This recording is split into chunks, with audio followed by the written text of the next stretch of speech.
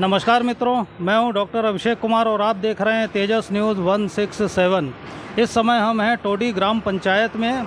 वैसे तो ये क्षेत्र गुढ़ागोरजी ही कहलाता है, लेकिन टोडी ग्राम पंचायत के अंतर्गत आता है। और टोडी ग्राम पंचायत में इस समय हम हैं वार्ड क्रमांक 5 में। वार्ड क्रमांक 5 यहाँ से जो पंच हैं वो हैं रविंद्र सिंह शेखावत जी। तो आज हम इनके पास में आए हैं, इनके वार्ड के बारे में जानने के लिए। उसमें क्या समस्याएं थीं, इनके पंच बनने के समय कितनों का समाधान हो चुका है, क्या आगे चल रहा है।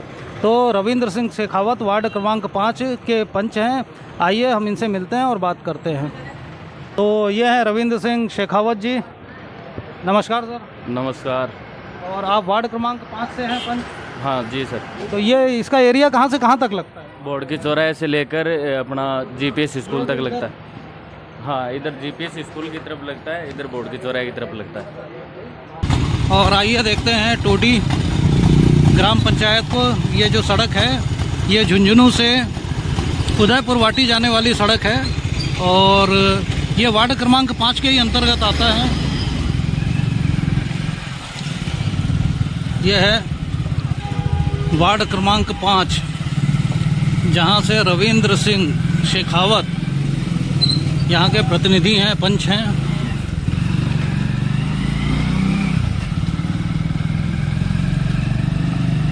तो इस समय वार्ड क्रमांक 5 को हम देख रहे हैं।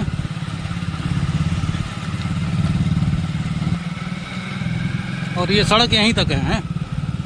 सड़क है टूट की इसके बाद ये बनाने के लिए, लेकिन तो ये यहाँ की सड़क है, ये तो टूटी फूटी भी है और काफ़ी पानी भी भर रहा है।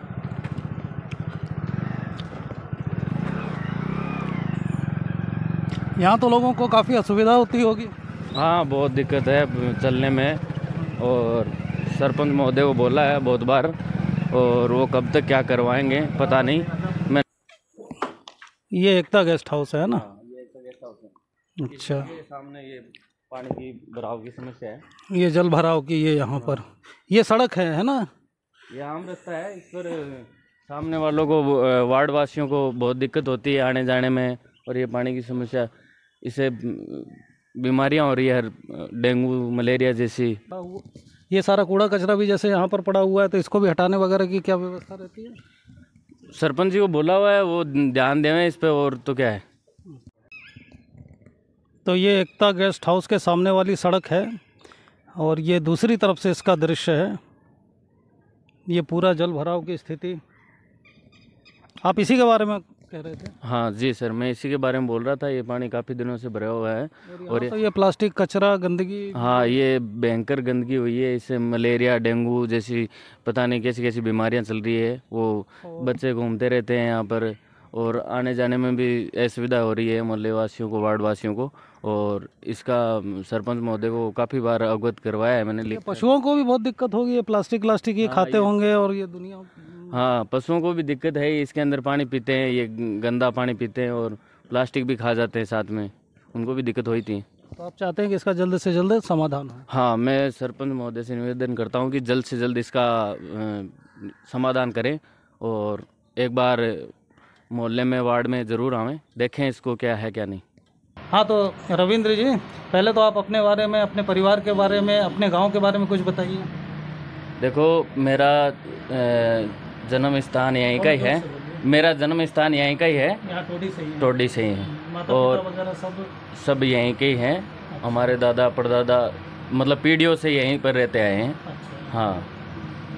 और आपके पिताजी का नाम? होशियार सिंह नाम है। अच्छा। और व्यवसाय क्या था पिताजी का? व्यवसाय मजदूरी है कि कृषि? नहीं, मजदूरी करते हैं। अच्छा। कितने भाई बहन हैं आप?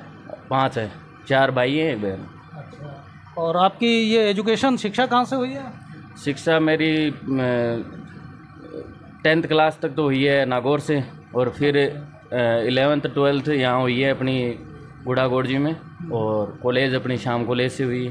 तो राजनीति में क्या आपको छात्र जीवन से ही रुचि थी कि? नहीं, ऐसा कोई वो नहीं था शौक। घर वालों ने कहा कि लड़ लो देख। अच्छा, जिस समय पंचायत के चुनाव आए, एक माहौल बना, एक जोश सा बना, तो आपको भी लगा कि लड़ लेना चाहिए? नहीं, ऐसा मतलब बिल्कुल अचानक ही राजनीति में प्रवेश हुआ? हाँ, अचानक ही भाई साहब ने बोल दिया कि लड़ लो चुनाव। मैं तो मना ही कर रहा था कि मेरे को कोई इंटरेस्ट नहीं है इतना कोई खास, लेकिन उन्होंने कहा कि आप लड़ लो, तो लड़ लिया चुनाव। लड़े। और कितने प्रत्याशी आपके सामने थे? मेरे सामने 4 प्रत्याशी थे। 4 प्रत्याशी थे। कांटे का मुकाबला रहा?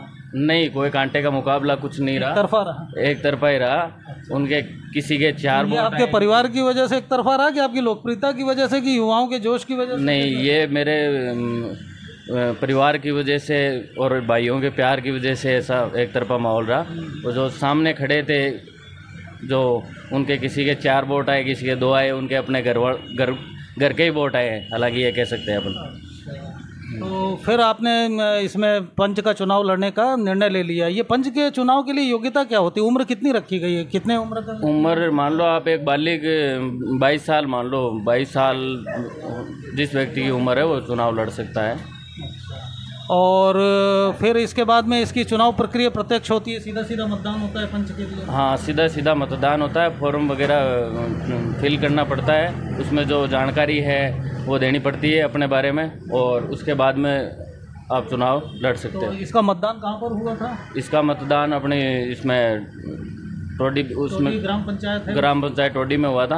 अच्छा, ग्राम पंचायत टोडी में इसका मतदान हुआ था। तो आपका ये जो वार्ड है, ये इसमें कितनी वोटर संख्या है? वोटर संख्या, मैंने जब चुनाव लड़ा था उस टाइम तो करीबन 700 के लमसम वोट थे। और अभी जो है हाल फिलहाल की स्थिति है कि 1500 से 2000 के लमसम पहुंच गए। जो ग्राम पंचायत टोडी का सबसे बड़ा वार्ड है मेरा। अच्छा, ये सबसे बड़ा वार्ड का प्रतिनिधित्व करते हैं। हाँ।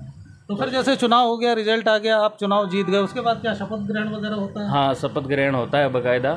और जो वहाँ सारे पंच हैं, सरपंच, हाँ, सबका। कौन शपथ दिलवाता है? उच्च अधिकारी होते हैं जो चुनाव आयोग से नियुक्ति होती है उनकी, वो दिलाते हैं शपथ। और उसके बाद, और इसके बाद में जैसे एक पंच के रूप में आपका क्या कर्तव्य क्या होते हैं, क्या काम? कर्तव्य यही है कि गांव की जो कोई समस्या है उनका समाधान करना। जैसे कि कहीं पर पानी का भराव है, कहीं पर पानी की समस्या, नालियाँ की साफ़ सफाई की, यही है गांव को, मतलब वार्ड को किस मतलब साफ़ सफाई का और पानी की व्यवस्था, और यही है। कोई रोड नहीं पड़ी हुई, वहाँ रोड डलवा दो। पंच के रूप में वेतन भत्ता क्या मिलता है? वेतन सर 200 रुपये मिलता है। 200 रुपया क्या प्रतिदिन का? प्रतिदिन का नहीं मिलता। मासिक में 2 मीटिंग होती है, एक 20 तारीख होती है, एक 5 तारीख होती है। मतलब वो जन अदालत टाइप की लगती है, जन समस्या के लिए? हाँ, जन समस्या। अच्छा, और वेतन क्या बताया आपने? 200 रुपये बताया। अच्छा, 200 रुपये महीने का मिलता है। हाँ। चलिए ठीक है, बहुत ज़्यादा है। तो लगता है कि इतने में तो मेरे ख्याल से पेट्रोल का भी नहीं निकल पाता होगा आने जाने का? नहीं, ऐसा पेट्रोल का तो क्या घर से ही जलता है। अच्छा। हाँ, तो मतलब जो भी पंच बने वो केवल जन सेवा के? हाँ, जन सेवा के उद्देश्य से ही बने हैं। तो आपके वार्ड की ऐसी कौन सी समस्याएं थी जो लोगों ने आपसे कही? जैसे पानी का भराव है, पीछे अपने ये जो मस्जिद है उसके सामने एकता गेस्ट हाउस के पास में पानी की भराव की एक प्लॉट में समस्या है, कोई रोड की समस्या है, कहीं नाली की साफ़ सफाई से संबंधित समस्या है, और कहीं मतलब कोई अतिक्रमण। तो ये सारी समस्या लेकर लोग आपके पास में आते हैं? हाँ, आते भी हैं। तो इनको फिर आप आगे पंचायत में रखते हैं? हाँ, मैं आगे पंचायत में या प्रस्ताव लेके उसमें रख देता हूँ। तो फिर उसका समाधान होता है? हाँ, सरपंच महोदय है जो उनका समाधान करते हैं। कुछ का हुआ है, कुछ का नहीं हुआ। अभी मिली जुली सरकार है यहाँ, तो कांग्रेस का वो है विधायक, ऊपर सरकार बीजेपी की है अभी। तो आपका जो कार्यकाल रहा, आपको लगता है कि लोग आपसे संतुष्ट हैं? हाँ, देखो, एक ऐसा मान के चल सकते हैं कि भाई अधिकतर तो संतुष्ट रहते ही नहीं हैं लोग। से आप उनके सामने भगवान भी खड़ा कर दो तो फिर भी वो संतुष्ट नहीं रहेंगे। कुछ है जो भाई, कोई ऐसी समस्या, कोई ऐसा काम जिसको लेकर के विशेष रूप से आक्रोश हो कि नहीं यार ये तो अपने वार्ड में होना ही चाहिए था और इतना टाइम गुजर गया, नहीं हुआ करके? हाँ, ये मेरे जो आपको बताया ना अभी, एकता गेस्ट हाउस के सामने एक प्लॉट में पानी भराव की समस्या है, जो पिछले 2.5-3 सालों से लगातार मैंने सरपंच जी को भी बोला है कि करवाओ। तो उसका क्या जवाब मिलता है? उसका यही जवाब मिलता है कि वो मतलब जिसका प्लॉट है वो 4 दीवारी करवाए, उसके बाद में कोई नाली का वो समाधान हो। लेकिन हुआ नहीं है अभी तक तो कुछ भी ऐसा। तो अब ये फिर अब चुनाव आने वाले हैं सरपंच के और ये पंच के, तो क्या योजना है आपकी? देखो इसके बाद भी चुनाव लड़ने के मूड में हैं? वार्डवासी कर देंगे इस बात का तो फैसला, क्या कि वो जानते हैं कि मैंने। चलिए, अभी आपकी उम्र भी काफ़ी कम है। कितनी है उम्र आपकी? मेरी सर 25 साल है। 25 साल की उम्र है, बहुत लंबा जीवन है और आपके सुखद राजनीतिक भविष्य के लिए हमारी आपको शुभकामनाएं। एक बात